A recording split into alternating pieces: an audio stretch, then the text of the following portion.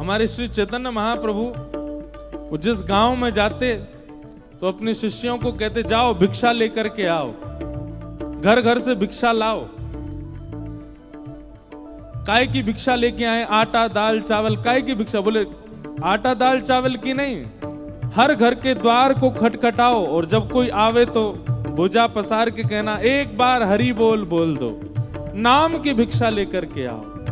मैया तेरे पांव पड़ूं एक बार हरि बोल, मैया तेरे पांव पड़ूं एक बार हरि बोल, भैया तेरे पांव पड़ूं एक बार हरि बोल, भैया तेरे पांव पड़ूं एक बार हरि बोल, हे बोल हरि बोल हरि बोल हरि बोल, हरि बोल हरि बोल हरि बोल, हे हरि बोल हरि बोल हरि बोल हरि बोल, हरि बोल हरि बोल हरि बोल, हे मैया तेरे पांव पड़ूं एक बार हरि बोल, मैया तेरे पांव पड़ूं एक बार हरि बोल। लोग बाग पूछते, एक बार हरि बोल बोलने, कोई कहता है 10 बार बोलो, 11 बार बोलो, 108 बार बोलो, आप कहते हो एक बार बोलो बस। बोले हाँ, जिसकी रुचि होगी वो तो हजारों बार लाखों बार बोलेगा, पर जिसकी रुचि नहीं है वो एक ही बार बोले। और एक बार बोलने के बाद जब उसकी मृत्यु हो और मृत्यु के बाद जब वो यमराज के पास जाए तो वहां जाके पूछना कि हमने एक बार हरि बोल बोला, उसका क्या फल मिलेगा हमको। एक व्यक्ति की मृत्यु हुई, उसने एक ही बार हरि बोल बोला था। मृत्यु के बाद जब यमराज के पास गए तो यमराज ने कहा, हाँ भाई तुमने जीवन भर बहुत पाप किए हैं। बोले बहुत पाप किए मैं मानता हूं, पर मैंने एक बार हरि बोल बोला था। अपने 80 वर्ष की आयु में एक बार हरि बोल बोला था, उसका फल पहले मुझे दीजिए, उसके बाद मेरे पापों के सारे दुख देना। यमराज जी बोले एक ही बार बोला था? बोले हाँ बस एक बार। यमराज जी बोले हमको इसका फल नहीं पता। तो व्यक्ति बोला तो मुझे नहीं पता, पहले उसका फल मिलेगा तब नरक की यातनाएं भोगूंगा। यमराज जी उसको लेकर के शंकर जी के पास गए। शंकर जी से जाके पूछा कि महाराज इसने एक बार हरि बोल बोला है, इसका क्या फल मिलेगा। शंकर जी बोले भाई 1.25 लाख बार बोला हो, पुरुषण किया हो तो हमको फल पता है। 1 करोड़ बार बोला हो उसका फल भी हमको पता है। जीवन भर बोला हो, प्रत्येक दिन बोला हो उसका भी फल एक बार बोलने का फल हमको नहीं पता। व्यक्ति बोला ऐसे काम नहीं चलेगा, आप दोनों को मैं देख लीजिए, फिर मैं भगवान शिकायत करूंगा, मुझे फल नहीं दे रहे हैं, एक बार का फल दीजिए। शंकर जी बोले इसको एक काम करो, ब्रह्मा जी के पास ले चलो। तो यमराज जी शंकर जी उसको लेकर ब्रह्मा जी के पास गए। ब्रह्मा जी भी बोले भैया हमको सबके फल पता है, एक बार का फल नहीं पता। वो नारद जी के पास ले चलो। यमराज जी शंकर जी ब्रह्मा जी नारद जी के पास लेके गए। बोले आप तो 24 घंटा नाम जप करते हो, एक बार का फल क्या है। नारद जी बोले भैया 24 घंटा गाते हैं, एक बार का फल पता हो तो पूरे दिन क्यों गाते। हम तो पूरे दिन गाते रहते हैं, हमको एक बार का फल नहीं पता। अंत तो गत्वा ये हुआ कि नारद जी बोले इसको भगवान के पास ही ले चलो, परमात्मा ही बताएंगे। शंकर जी यमराज जी नारद जी ब्रह्मा जी उसको लेके जैसे भगवान के पास गए, वैकुंठ में प्रवेश करते ही चारों ने चरण पकड़े। बोले भगवान इसने जीवन में एक बार हरि बोल बोला, उसका फल क्या मिलेगा। भगवान बोले अब और फल जानने की क्या आवश्यकता है। स्वयं ब्रह्मा जी यमराज जी शंकर जी नारद जी जिसको लेके वैकुंठ नाम है, समझो यही एक बार हरि बोल का फल है। अब ऐसी कथानक सुनाते तो इसका मतलब ये नहीं है कि एक बार बोले छुट्टी कंटक कटा अपना। कथा में जो बैठ गए और जिन्होंने ये कथा सुन ली है, वो अगर अब आगे नहीं बोलेंगे तो उनको पाप लगेगा, ये हमने बोल दिया है। एक के चक्कर में मत रहना, हर दिन गाओ बोल हरि बोल हरि बोल हरि बोल बोल जय जय श्री राम जय जय श्री राम।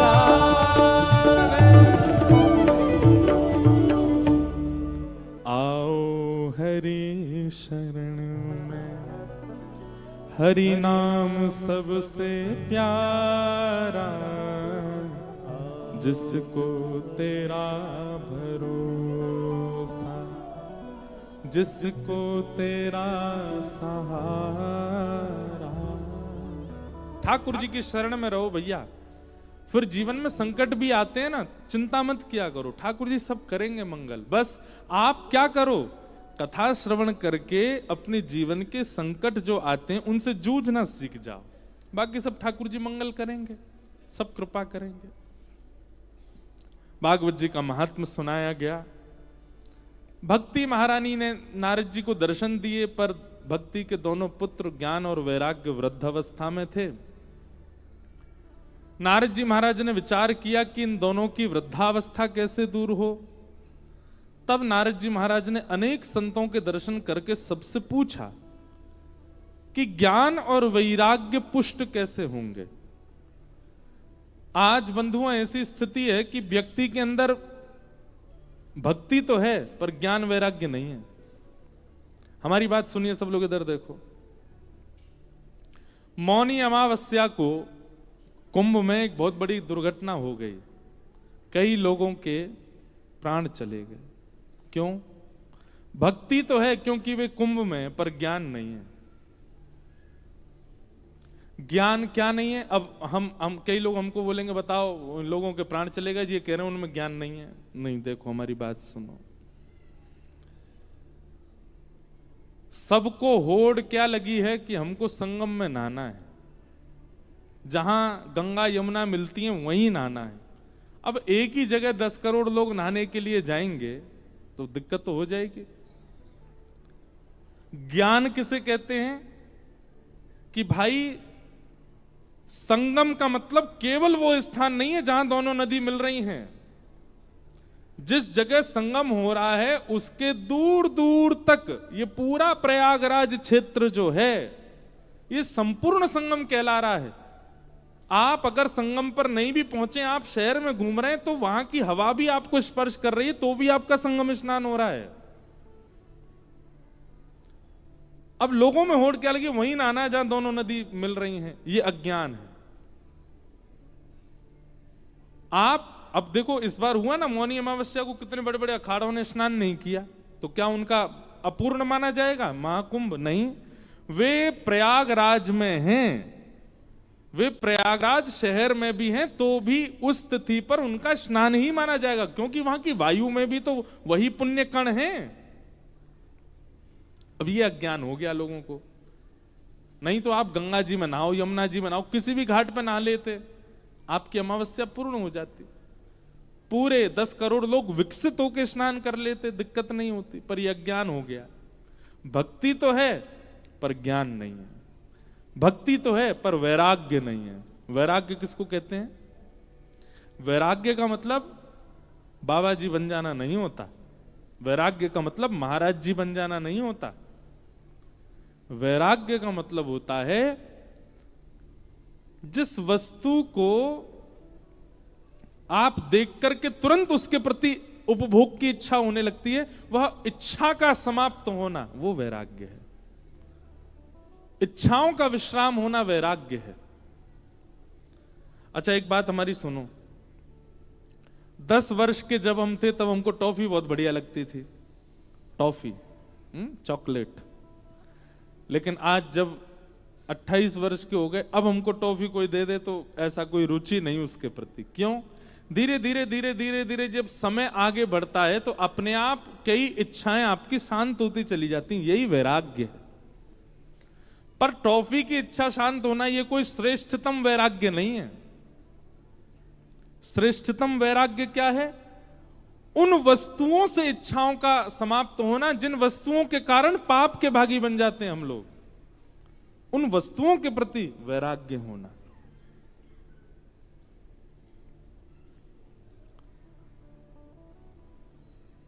उसको वैराग्य कहते हैं। सब छोड़ करके विरक्त हो जाना वैराग्य नहीं है, मन से त्याग होना, शरीर से भले ही उसके साथ हैं, वो वैराग्य है। तो भक्ति के 2 पुत्र हैं, ज्ञान और वैराग्य। जब तक ये दोनों चित्त में नहीं आएंगे तब तक भक्ति प्रसन्न नहीं रह सकती है। इसलिए ज्ञान और वैराग्य भक्ति को जागृत करने वाली नहीं है। भागवत की कथा, भागवत की कथा तो ज्ञान और वैराग्य को जागृत करती है, क्योंकि भक्ति तो सबके चित्त में होती है। नास्तिक व्यक्ति भी कहीं ना कहीं भगवान के आश्रय का ही होता है। हमसे कोई कह रहा था, बोले महाराज जी कोविड के बाद बहुत भक्ति बढ़ गई लोगों में। क्यों बढ़ गई? क्योंकि कोविड में व्यक्ति ने ये बात समझ ली कि धन से कुछ नहीं होने वाला,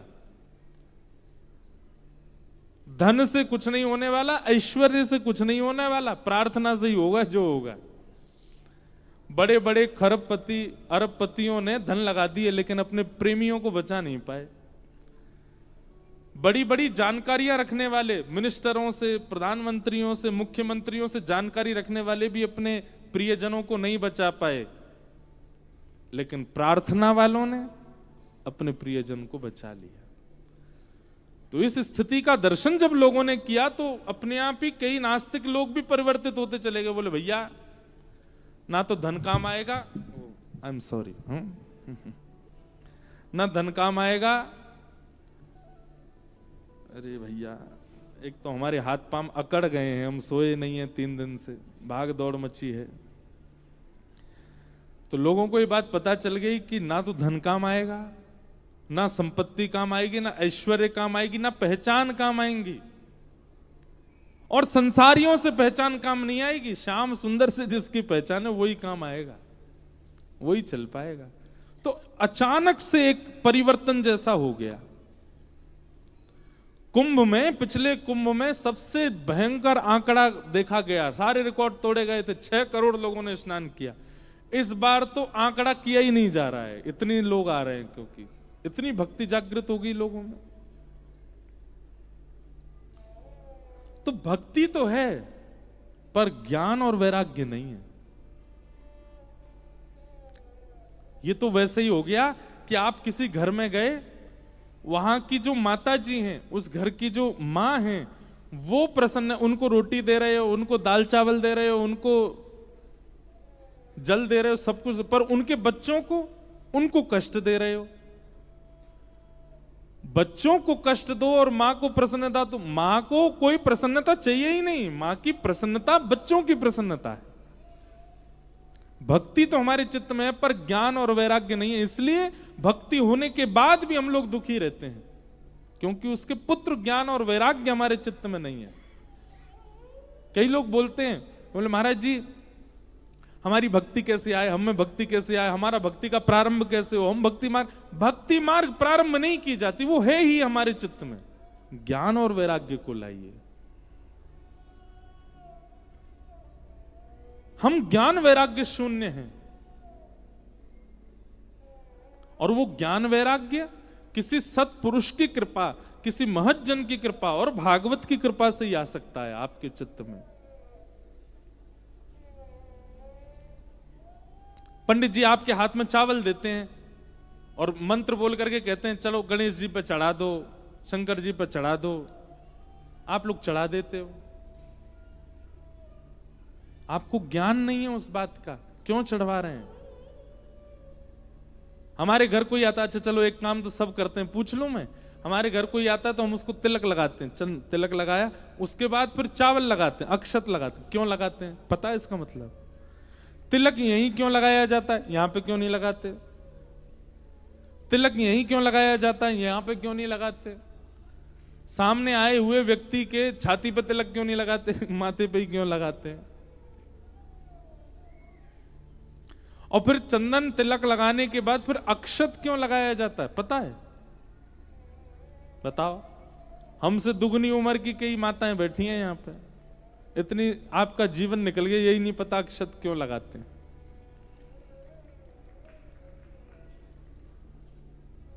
ताली भी बज गई, हमें नहीं पता। बहुत सीधे हैं हमारे हिमाचल के लोग। ये बात तो है, हम प्रशंसा झूठी नहीं कर रहे, पर हिमाचल के लोग सीधे बहुत हैं, बहुत सरल हैं, बहुत सीधे।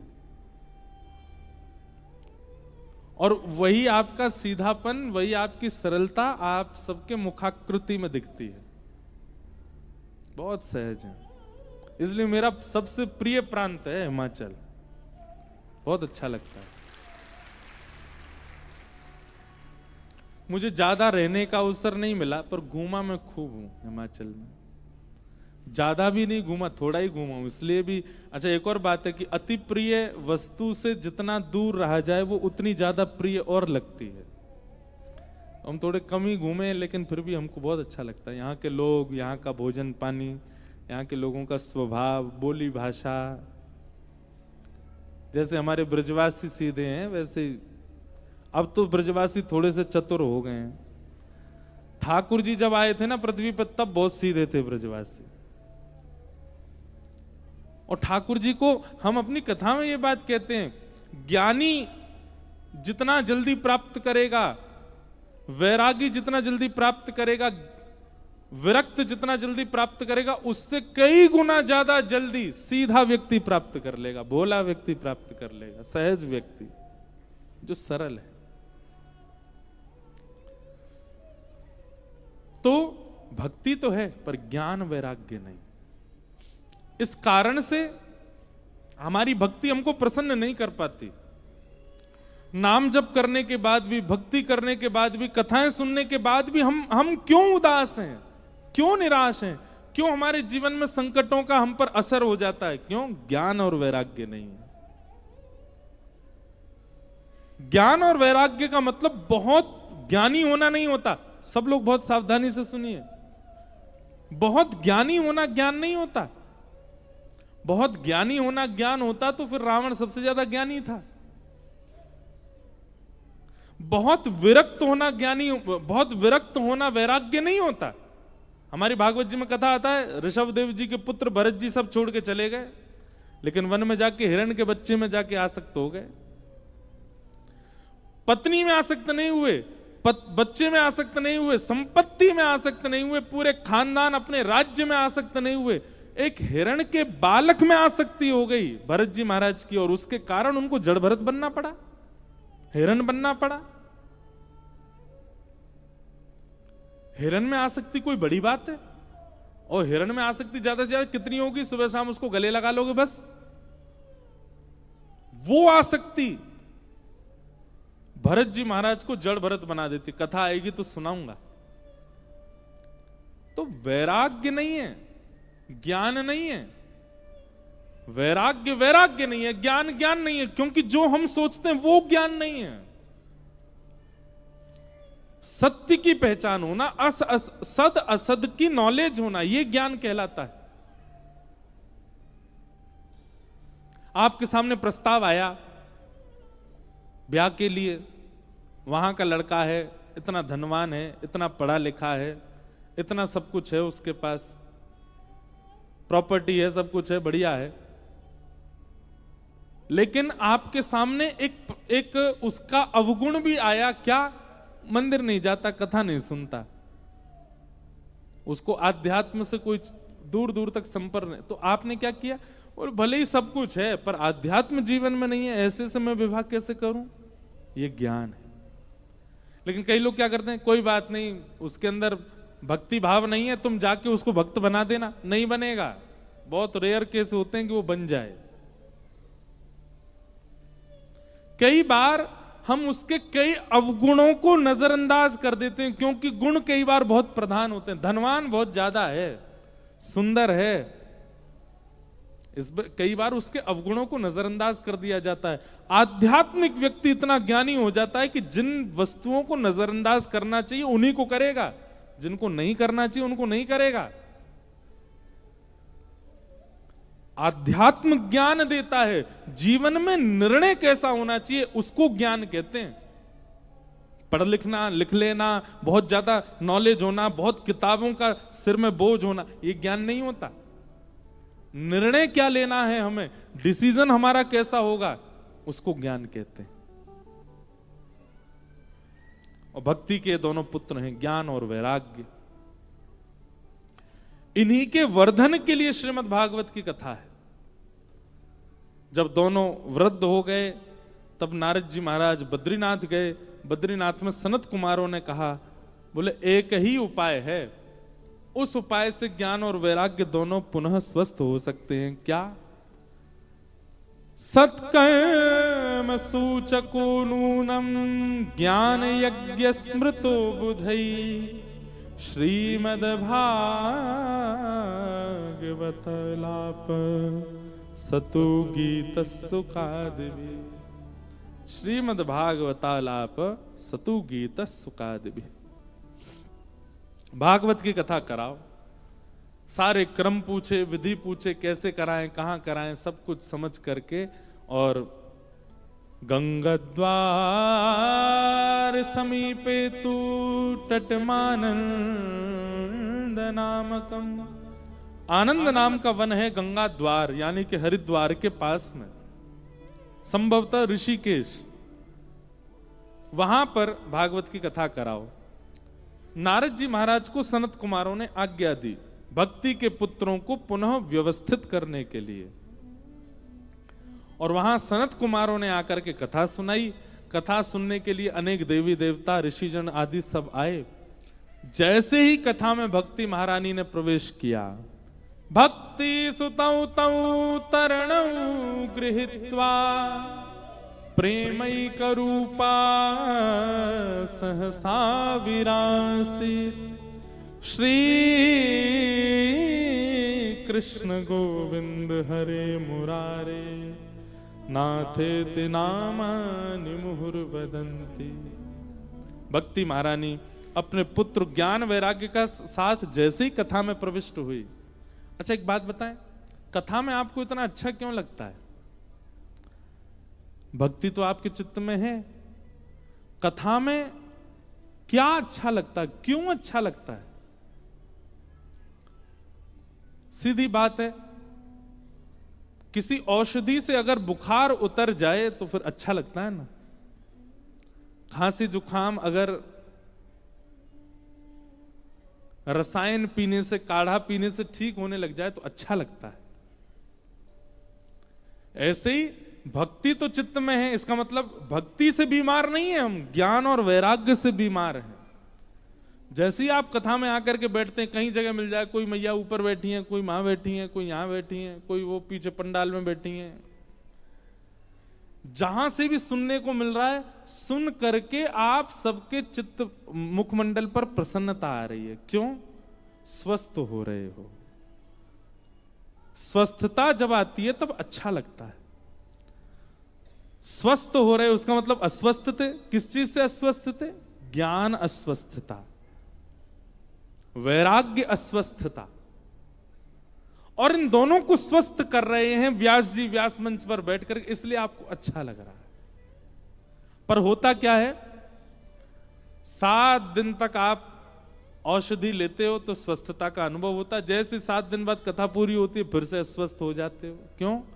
फिर आप उसको नियमित लेना बंद कर देते हो। इसलिए हम आपसे एक बात निवेदन करें, हम सब जगह कहते हैं 7 दिन नियम से कथा सुनना ये बड़ी बात नहीं है। बहती गंगा में सब हाथ धो लेते हैं। नियम से 7 दिन कथा सुनना बड़ी बात नहीं है, 8वें दिन से आप कैसे हो ये बड़ी बात है। कथा के बिना आप कैसे हो ये बड़ी बात है। मतलब नदी बह रही थी इस दिशा में और आप नाव पर बैठ गए, आपके हाथ में चाबुक दे दिया गया, आपके हाथ में पतवार दे दी गई, तो जिस दिशा में नदी जा रही है उस दिशा में नाव अपने आप चलने लगती है। कई बार आपको पतवार नहीं चलानी पड़ती। आप नाविक अच्छे हो ये तो तब पता चले जब नाव उल्टी घूम जाए, वो उल्टे में चलाओ। 7 दिन तक भक्ति प्रकट होना, 7 दिन तक अच्छा रहना, 7 दिन तक स्वस्थता का अनुभव करना, ये कोई बड़ी बात नहीं है। क्योंकि कथा चल रही है जिस दिशा में, आप सब उसी दिशा में चल दोगे। 7वें दिन कथा विश्राम के बाद जब विपरीत स्थिति संसार की आती है उस समय आप कैसे रहते हो ये बड़ी बात है। इसलिए कथा को केवल नियमित रूप से सप्ताह के रूप में मत सुनिए। अष्टम दिवस से आपकी सप्ताह प्रारंभ होती है और हर सप्ताह जब तक अगली कथा ना मिल जाए, हर सप्ताह आपका पवित्र होना चाहिए। भक्ति ज्ञान वैराग्य तीनों पुष्ट हो गए। आगे नारद जी महाराज ने कई प्रश्न किए। उन प्रश्नों के उत्तर में श्री सनत कुमारों ने धुंधुकारी की कथा सुनाई। अनेक प्रकार के पाप बताए गए हैं और उन पापों में सबसे जघन्य पाप क्या है? सत्येन हीना पितृमात्र दूषका। बहुत ध्यान से सुनिए सब लोग, हम बस अब कथा थोड़ी सी कह के विराम करेंगे। सत्येन हीना पितृमात्र दूषका, सबसे जघन्य पाप क्या है? माता पिता से जो बैर करता है बालक, ऐसे बालक को जघन्य पापी माना गया है।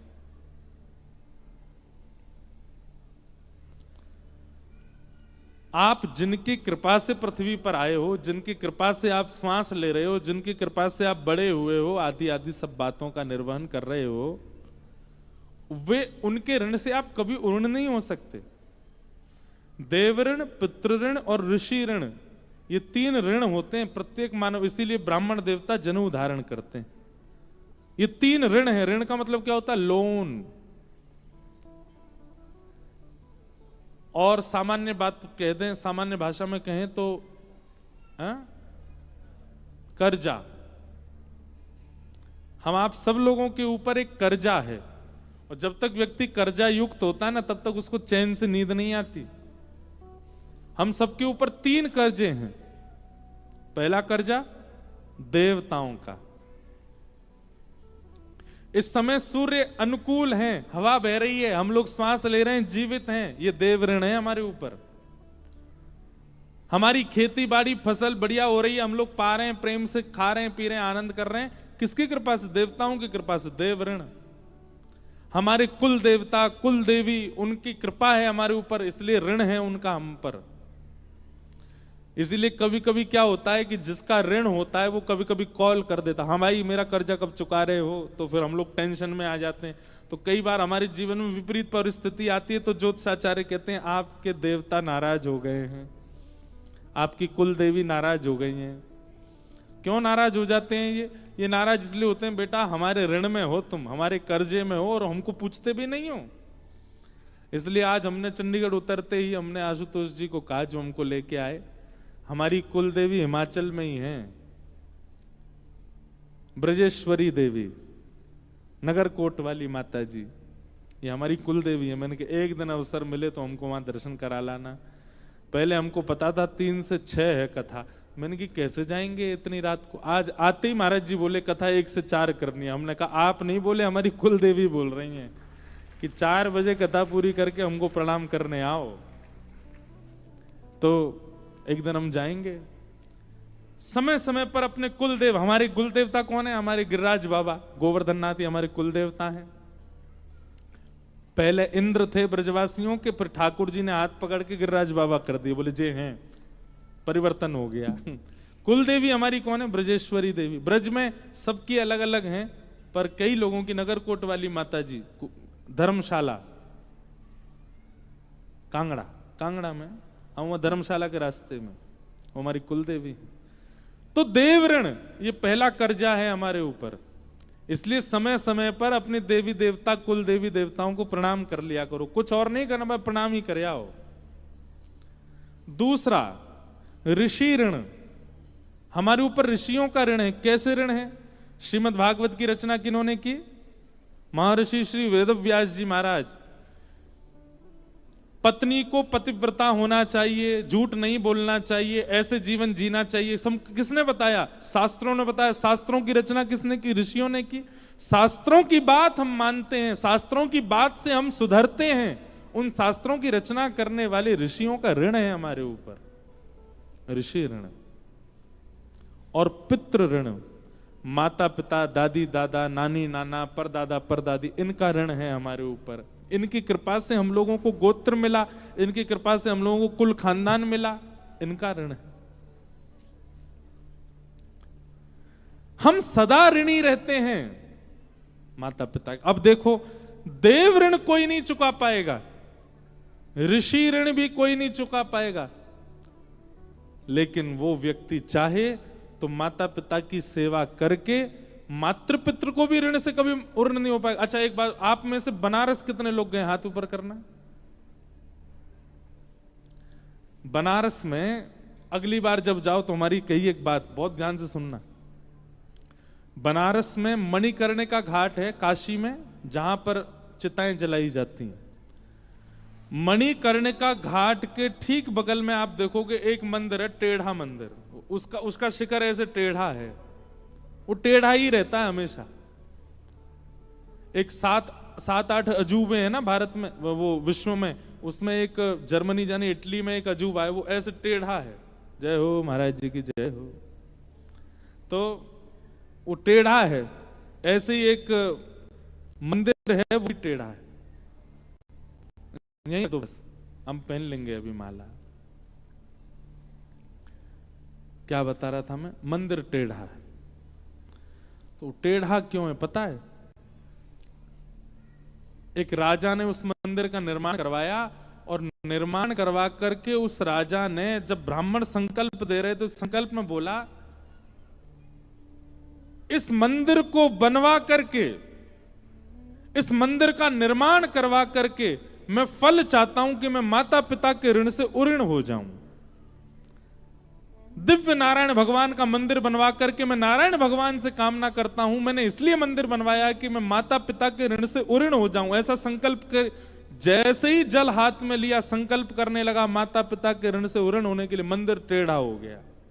और टेढ़ा होकर के मंदिर ने उसको आज्ञा कर दी, बोले कि भैया तुम दुनिया में सारे ऋणों से उऋण हो जाओगे, लेकिन माता पिता के ऋण से कभी उऋण नहीं हो सकते। माता पिता का अस्तित्व, माता पिता का महत्व बहुत है। इसलिए भैया देव ऋण ऋषि ऋण इनसे तो दूर ही हैं हम, पर माता पिता घर में साक्षात देव और ऋषि के रूप में, नित्य उनको प्रणाम करो। उनके ऋण से भी उऋण नहीं हो पाओगे, पर प्रणाम करके थोड़ा बहुत कर्जा कम ही कर लो। तो माता पिता से बैर करना ये सबसे बड़ा जघन्य अपराध है, और इस अपराध का भागीदार कौन बना? धुंधुकारी। धुंधुकारी की कथा सबको पता है। आत्मदेव नाम के ब्राह्मण, उनकी पत्नी धुंधुली अपनी किसी सखी सहेली के पुत्र को ले आई, उसी को अपना पुत्र बता करके रहने लगी, उसका नाम धुंधुकारी रखा। संत के द्वारा प्रदत्त प्रसाद को गाय को खिला दिया गया, उनके गर्भ से जिस बालक ने जन्म लिया उनका नाम गोकर्ण रखा गया। दोनों बालक जैसे बड़े हुए, धुंधुकारी महान दुष्ट हुआ, गोकर्ण पंडित ज्ञानी बने। धुंधुकारी के दुष्कर्मों की वजह से मरने के बाद वो प्रेत बन गया। अच्छा एक बात निश्चित है, भूत प्रेत होते हैं, और भूत प्रेत अधिकतर कौन बनते हैं? जिनके ऊपर उनके माता पिता की कृपा ना रही हो। माता पिता वैसे तो अपने बालक से प्रेम करते ही हैं, पर कृपा कब करते हैं? जब बालक उनका अनुयायी हो, बालक उनका सेवक हो। जिस बालक ने नित्य अपने माता पिता को प्रणाम किया होगा, उसको मुक्त होने से कोई नहीं रोक सकता, उसकी मुक्ति निश्चित है। लेकिन जो बालक अपने माता पिता का बैरी हो जाता है, माता पिता से ही द्वेष मानने लगता है, भले ही वो जीवित अवस्था में प्रसन्न रह रहा हो अपने परिवार के साथ, मृत्यु के बाद प्रेत बनेगा। कुछ दिन के लिए तो उसको प्रेत योनि में जाना पड़ेगा। अच्छा एक और बात अभी अभी मन में आई कहते कहते, प्रेत कौन बनता है? जो कर्जा नहीं चुका पाते उन्हीं को प्रेत बनना पड़ता है। देव ऋण, ऋषि ऋण, पितृ ऋण, ये तीन ऋण जो नहीं चुका पाते उनको दंड के रूप में प्रेत बनाया जाता है। तो देव ऋण ऋषि ऋण तो हम नहीं चुका सकते, पर पितृ ऋण, माता पिता का ऋण भी जो जरा भी कम नहीं करते, उनको प्रेम करके, उनको प्रणाम करके, उनका ध्यान रख के,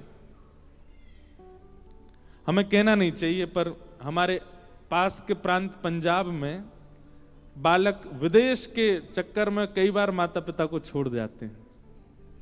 वो अपना वर्तमान जीवन तो अच्छा कर लेते हैं, पर भैया मातृ पितृ अगर प्रेम चित्त में नहीं है तो फिर प्रेत बनना पड़ेगा आपको, क्योंकि ऋण नहीं चुकाया आपने।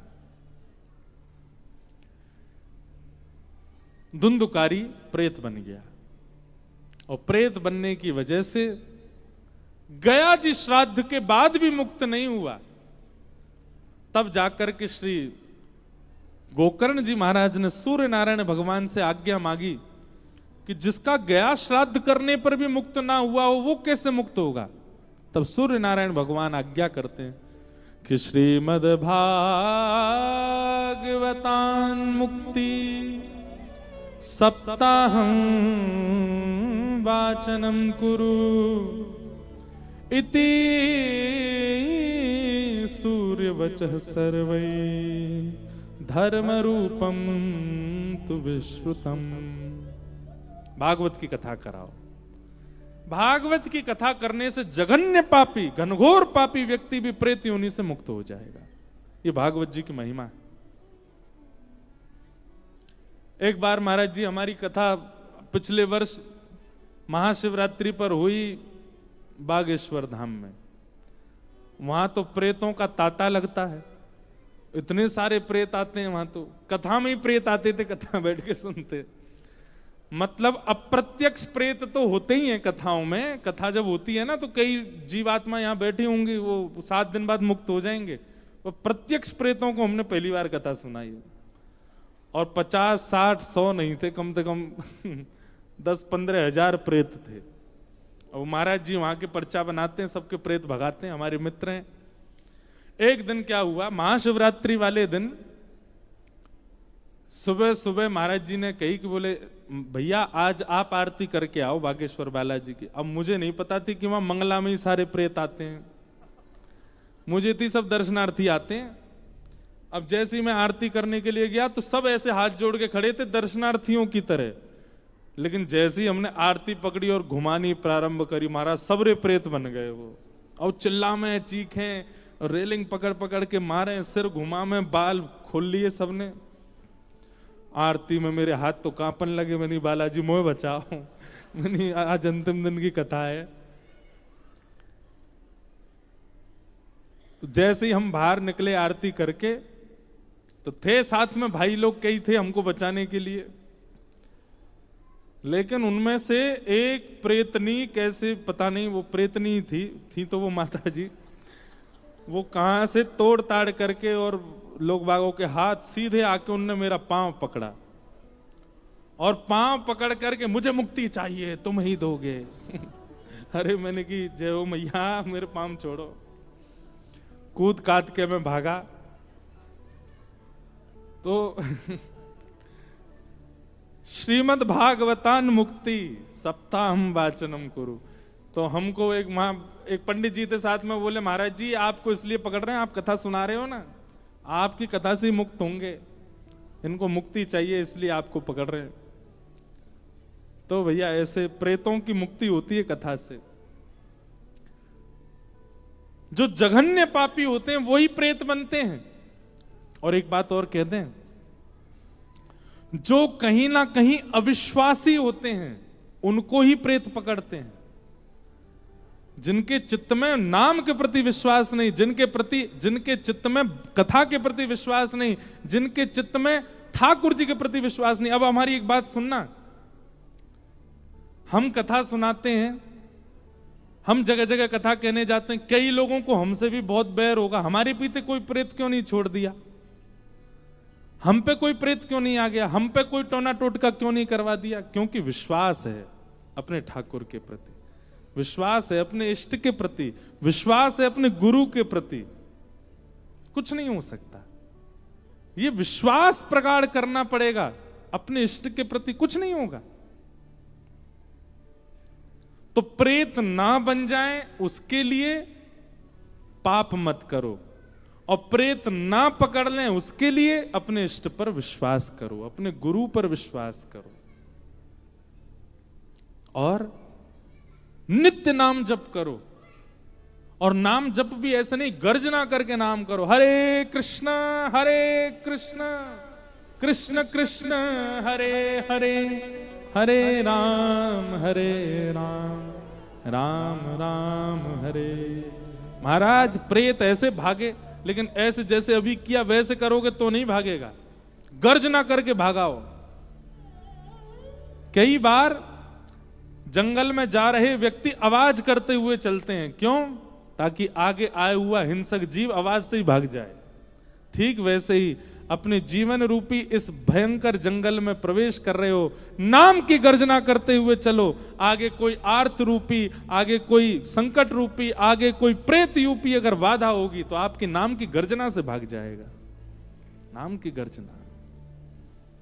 बातें तो हमें बहुत हैं, पर जितनी आपको समझ आ जाए। तो श्रीमद् भागवत की कथा श्री गोकर्ण जी महाराज ने की, और उस कथा का श्रवण करते ही धुंधुकारी प्रेत योनि से मुक्त होकर के भगवत धाम को प्रस्थान करने लगे। बोलो भागवत महापुराण की।